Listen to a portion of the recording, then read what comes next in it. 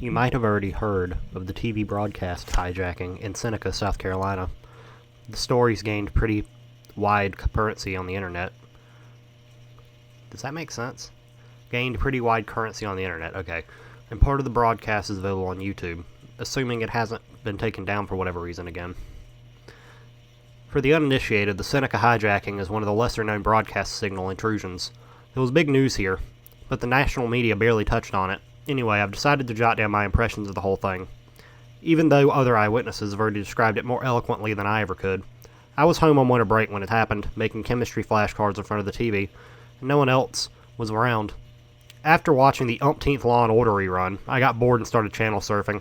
A couple minutes later, I stumbled onto this shitty public access channel where, bizarrely enough, my old high school Latin teacher was reciting a poem while wearing this dorky three-cornered hat.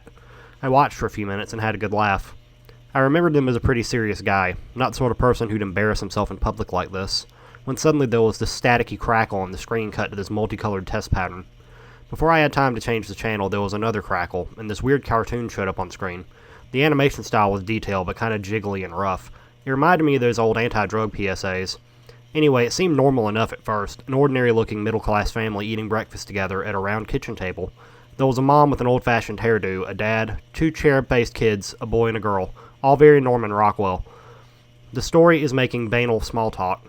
The family is making banal small talk. The dad complains about his day at the office. The kids prattle on about soccer practice and so on. Gradually, though, the scene starts to get sinister. A green light is seeping through an open window, and the family acquires a jaundiced, unhealthy look. Their skin changes color and their eyes become sunken. In the background, a droning radio broadcast slowly becomes perceptible. The announcer gives the date as November 15th, 2017, and starts to go on about some strange crisis. You can barely hear what he's saying. He mentions something about a green light, melting flesh, mutations, strange shapes emerging from the sea again and again. The phrase, "report to the nearest shelter immediately," is audible. Still, the family keeps eating breakfast as nothing's happening. Here's where things get really macabre. The family finishes eating, and the mom loads the kids into a minivan. By now, they look really unhealthy. Their bodies are skeletally thin, the whites of their eyes are a sickly yellowish color, and their hair is disheveled. The car drives through a landscape bathed in green glow from before. Strange shapes bob in and out of the screen, but you can't quite tell what they are. All the buildings the car passes look weathered and deserted. Finally, the car stops at a playground, and the mom drops off the kids before driving away. There are large, odd-colored rocks all over the ground, and moaning can be heard in the distance. The kids hang mirthlessly on the monkey bars for a while. Eventually, the camera pans over from the playground, and you can see that the rocks are littering the ground aren't rocks at all, but naked human forms, horribly disfigured. They seem to either be growing into or from the ground, I can't tell which. And they are very much alive. Behind the monkey bars, a tree can be seen with a human face growing from the trunk. Its features are contorted in agony. The scene shifts suddenly to a white-collar office, where the children's father is stooped over a desktop, typing away.